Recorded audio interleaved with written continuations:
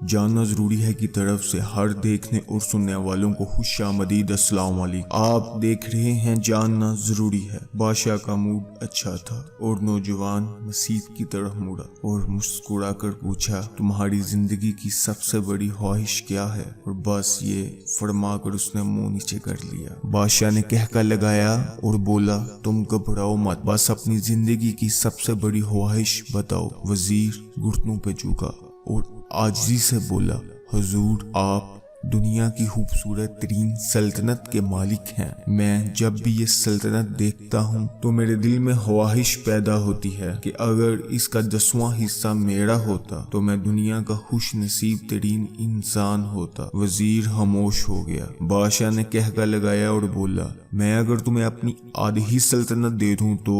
وزیر نے گھبرا کر اوپر دیکھا اور عاجزی سے بولا، بادشاہ سلامت، یہ کیسے ممکن ہے؟ میں اتنا خوش نصیب کیسے ہو سکتا ہوں؟ بادشاہ نے فوراً محکمہ مال کے سیکرٹری کو بلایا اور اسے 2 احکامات لکھنے کا حکم دیا۔ بادشاہ نے اپنے پہلے احکام کے ذریعے اپنی آدھی ہی سلطنت نوجوان وزیر کے حوالے کرنے کا احکام جاری کر دیا اور دوسرے حکم میں بادشاہ نے وزیر کا سر قلم کرنے کا آرڈر دے دیا۔ وزیر دونوں احکامات پر حیران رہ گیا۔ بادشاہ نے احکامات پر مہر لگائی اور وزیر کی آنکھوں میں آنکھیں ڈال کر بولا، تمہارے پاس 30 دن ہیں اور تم نے اس 30 دن میں صرف 3 سوالوں کے جواب تلاش کرنا ہے۔ تم کامیاب ہو گئے تو میرا دوسرا حکم منسوخ ہو جائے گا اور تمہیں آدھی ہی سلطنت مل جائے گی، اور اگر تم ناکام ہو گئے تو میرا پہلا حکم حارث سمجھا جائے گا اور دوسرا حکم کے مطابق تمہارا سر اتار لیا جائے گا۔ وزیر کی حیرت پریشانی میں بدل گئی اور بادشاہ نے اس کے بعد فرمایا، میرے 3 سوال لکھ لو۔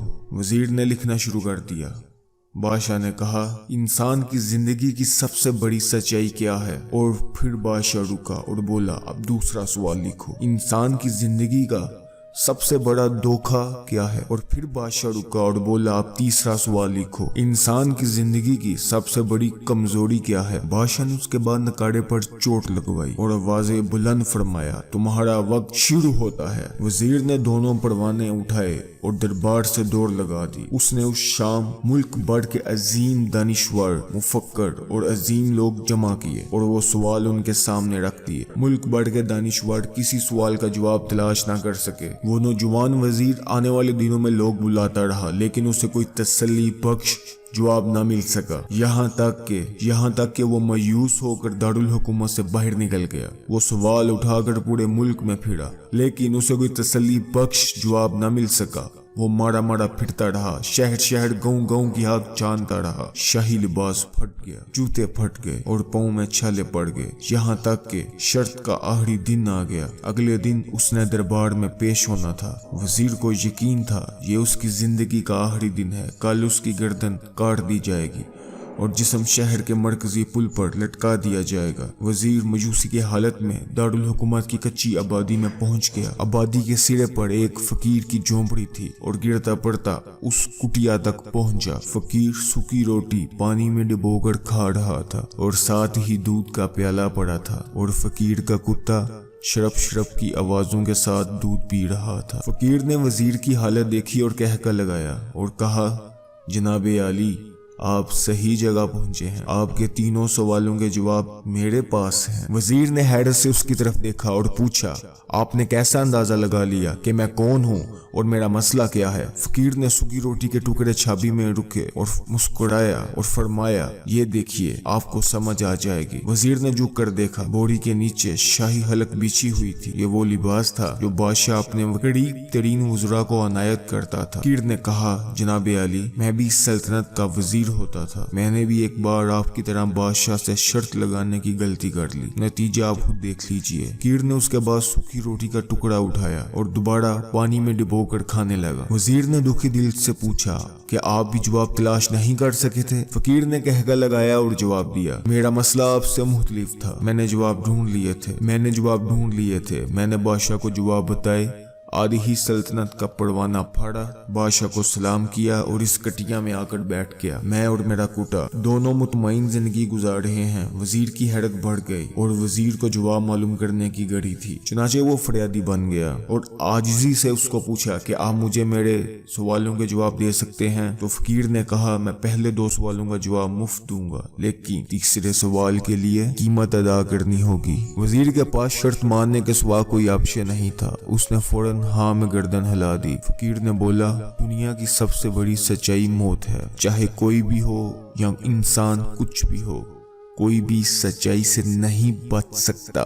फकीर रुका और बोला कि इंसान की जिंदगी का सबसे बड़ा धोखा जिंदगी है। हम में से हर शख्स जिंदगी को दायमी समझकर इसके धोखे में आ जाता है। फकीर के दोनों जवाब नाकाबिले तरदीद थे। वजीर सरशार हो गया। उसने तीसरे जवाब के लिए फकीर से शर्त पूछी। फकीर ने कहका लगाया, कुत्ते के सामने से दूध का प्याला उठाया, वजीर के हाथ में दिया और कहा, मैं आपको तीसरे सवाल का जवाब उस वक्त तक नहीं दूंगा जब तक आप ये दूध नहीं पीते। वजीर के माथे पर पसीना आ गया। उसने नफरत से प्याला जमीन पर रख दिया और किसी कीमत पर भी कुत्ते का जूठा दूध नहीं पीना चाहा। फकीर ने कंधे चिकाए और कहा, ठीक है, तुम्हारे पास अब 2 रास्ते हैं। तुम इनकार कर दो और शाही जल्लाद तुम्हारा सर काट दें, और या तो तुम ये दूध पी जाओ, तुम्हारी जान भी बच जाए और आधी ही सल्तनत भी तुम्हारी हो जाए। फैसला बहरहाल तुमने करना है। वजीर सोचो विचार में पड़ गया। एक तरफ मौत से निजात थी और आधी सल्तनत, और दूसरी तरफ कुत्ते का जूठा दूध था। वो सोचता रहा और यहाँ तक कि जान और माल जीत गया और अपनी सेल्फ रिस्पेक्ट हार गई। वजीर ने प्याला उठाया और एक ही सांस में दूध पी गया। कीर ने कहका लगाया और बोला,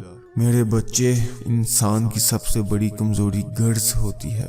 ये उसे कुत्ते का जूठा दूध पीने तक पर मजबूर कर देती है, और यही वो सच है जिसने मुझे सल्तनत का परवाना फाड़कर इस कटिया में बैठने पर मजबूर कर दिया था। मैं जान गया था, मैं जूं जूं जिंदगी के धोखे में आता जाऊंगा, मैं मौत की सच्चाई को फरामोश करता जाऊंगा, और मैं मौत को जितना फरामोश करता जाऊंगा, मैं उतना गर्ज की दलदल में धंसता चला जाऊंगा, और मुझे रोज इस दलदल में सांस लेने के लिए गर्ज का गलीज दूध पीना पड़ेगा। लिहाजा मेरा मशवरा है कि जिंदगी की इन तीनों हकीकतों को जान लो, तुम्हारी जिंदगी अच्छी गुजरेगी। वजीर शर्मिंदगी और खुदगर्जी का तोहफा लेकर फकीर की कटिया से निकला और महल की तरफ चल पड़ा। वो जूं महल के करीब पहुंच रहा था, उसकी एहसास शर्मिंदगी में इजाफा हो रहा था। उसके अंदर जिल्लत का एहसास बढ़ रहा था। वो इस एहसास के साथ महल के दरवाजे पर पहुंचा। उसके सीने में एक खौफनाक ठेस उठी। वो घोड़े से गिरा, हिचकी ली और उसकी रूह परवास कर गई। मैं उम्मीद करता हूँ कि आपको इस वीडियो से एक अच्छा सबक हासिल हो गया होगा। इसी तरह की मजीद अच्छी वीडियोस देखने के लिए सब्सक्राइब करें, लाइक करें। जानना जरूरी है, क्योंकि जानना जरूरी है। जज़ाकल्लाह। अस्सलाम वालेकुम।